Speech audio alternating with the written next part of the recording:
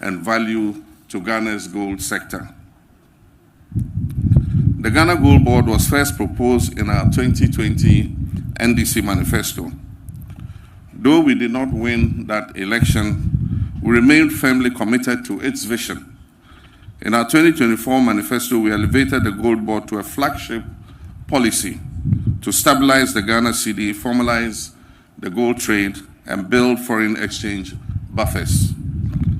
Upon assuming office, one of my earliest appointments was that of Mr. Sami Jemfi as the acting managing director of the Precious Minerals Marketing Company, PMMC, which at the time had a mandate to lead the transformation of that institution into what has now become the Gold Board. Under the leadership of the Minister for Finance, a technical committee was formed to develop the legal and regulatory framework for Gold Board. This committee engaged in nationwide consultation with miners, with traders, with traditional authorities, and civil society, and laid the foundation for the passage of Act 1140, which is today hailed as a world-class piece of legislation. Ghana is Africa's leading gold producer and is number 6 largest producer globally in the world.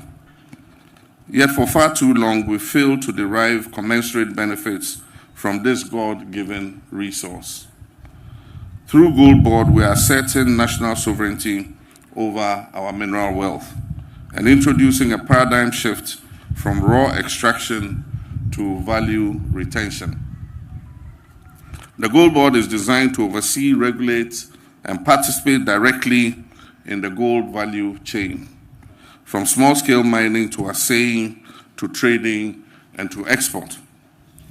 It now holds exclusive rights to purchase and export all gold produced in Ghana, except that which is produced by the large-scale mining firms. And even there, Gold Board still holds preemptive rights of purchase. Like cocoa, gold will now be consolidated, traded, and exported through a centralized, transparent system, and the results are already speaking for themselves. Since its interim formation in January 2025, the Ghana Gold Board has implemented aggressive reforms, especially in the artisanal and small-scale mining sector. By May alone, the Gold Board had exported 11 tons of gold valued at USD 1.1 billion. Actually, it's in May alone, the Gold Board exported 11 tons of gold valued at 1.1 billion US dollars. Cumulatively from January, exports from the small-scale sector reached 51.5 tons, which is valued at approximately 5 billion US dollars. Can you imagine? This is gold, money that would not have come back to Ghana because traders would have taken it freely out of our country and kept the foreign exchange reserves outside. So approximately from January, we have exported 51.5 tons, which is valued at approximately 5 billion US dollars. So 5 billion US dollars has come into the Bank of Ghana. This represents a 95% increase from the same period in 2024 and surpasses large-scale mining exports for the first time in our history. These inflows have strengthened our foreign reserves, have improved our balance of payments, and have, most importantly, helped stabilize the value of our local currency, the Cedi. It is Gold Board that has made the Cedi an abrantier now.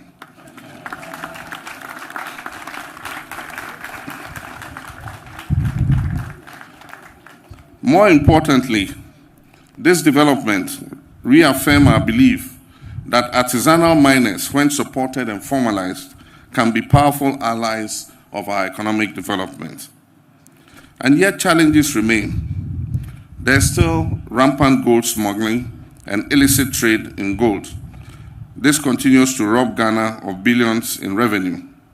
And as you were told, a recent report revealed that 229 metric tons discrepancy existed between Ghana's official export records and the import records of our trading partners, which amounts to over 11.4 billion in losses over the last 5 years.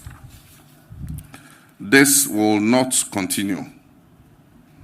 The Ghana Gold Board was established to dismantle the black market economy surrounding the gold sector. And today's inauguration of the Gold Board Task Force signals our readiness to act decisively. The task force comprises personnel from national security, the military, and other security agencies.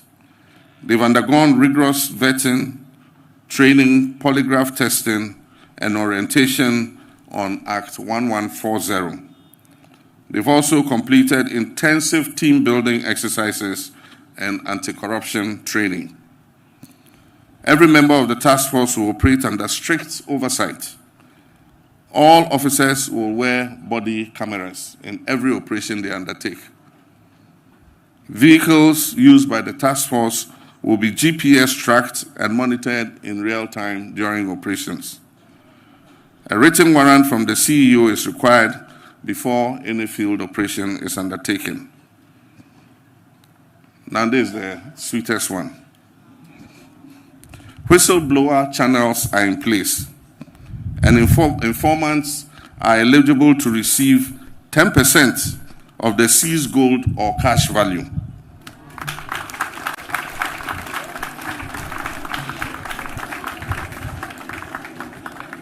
So whistleblowers, get ready. If you blow the whistle on anybody and gold is retrieved or cash is retrieved, you'll get 10% of the value of both the gold and the cash. And so to the task force, let me be clear. Abuse of your authority will not be tolerated, and any officer found engaging in misconduct will face immediate sanctions. And these could include dismissal, prosecution, and forfeiture of your entitlements. And so let this serve as a warning to all those involved in gold smuggling and the illegal trade. The law is going to be enforced without fear or favor. The Gold Board Act prohibits unlicensed trading and bans foreigners from purchasing gold on the local market. Any breach of this act could lead to a hefty fine of up to 2.4 million Ghana cedis or imprisonment of 5 to 10 years, or both. You can be imprisoned for between 5 to 10 years and still pay the fine. So this is a warning to those involved in the illicit gold trade. However, foreign entities may apply to Gold Board for licenses to offtake gold or invest in refining and value addition. And so our message is simple today. Operate within the law or you face the full consequences of the law.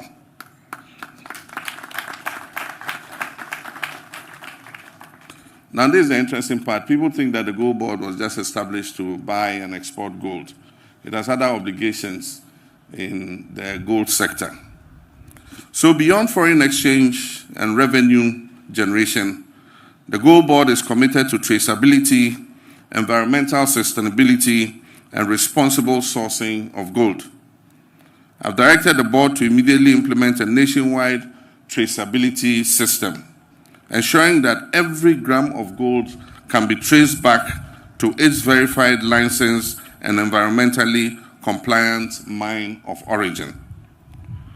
The Gold Board will also invest in land reclamation, that is after mining, to reclaim the land, and ecological restoration through programs such as the Blue Water Initiative and the Tree for Life Initiative, which are both initiatives of the Ministry of Lands and Natural Resources. The Gold Board will also actively support geological survey to provide small-scale miners with credible geological data reducing environmental degradation, and improving yields.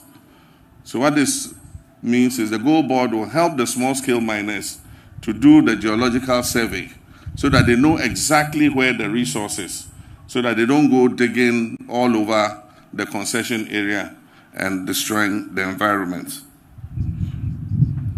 We're no longer content with exporting raw doré bars. These are the unrefined gold bars. To ensure compliance with international export standards, plans are underway to establish an ISO-certified assay laboratory by the year 2026. That's by next year. In the medium term, Ghana will transition to bullion exports and refine more of our gold locally. Our intention in the future is to be able to refine all our gold before we export, because the difference between refined gold and doré bars is significant. It means we'll make more money for our exports. Additionally, I have tasked the Gold Board to establish what we call a gold village. This will be a manufacturing hub for gold jewelry and ornament production in Ghana, positioning our country as a continental leader in value addition. And so when we establish the gold village, our women no longer need to go to Dubai to go and buy jewelry. You buy the jewelry here, and you can rather export it to wherever you want to export it.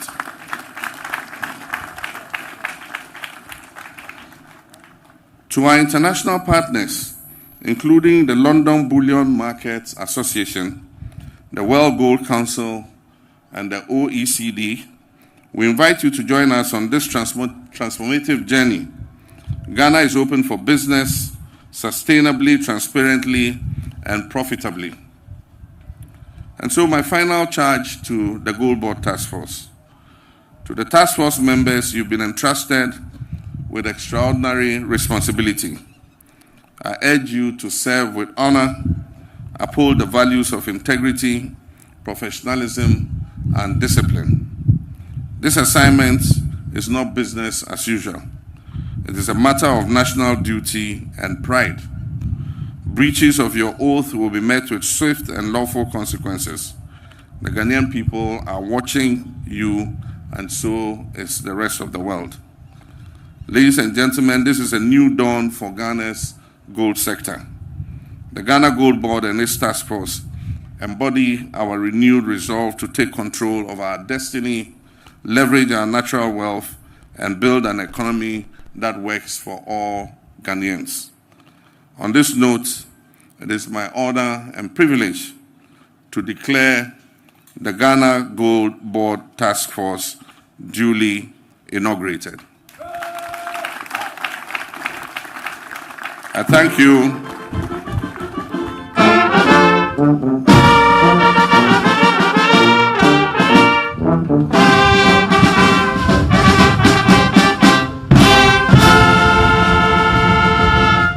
I thank you, and may God bless our homeland, Ghana.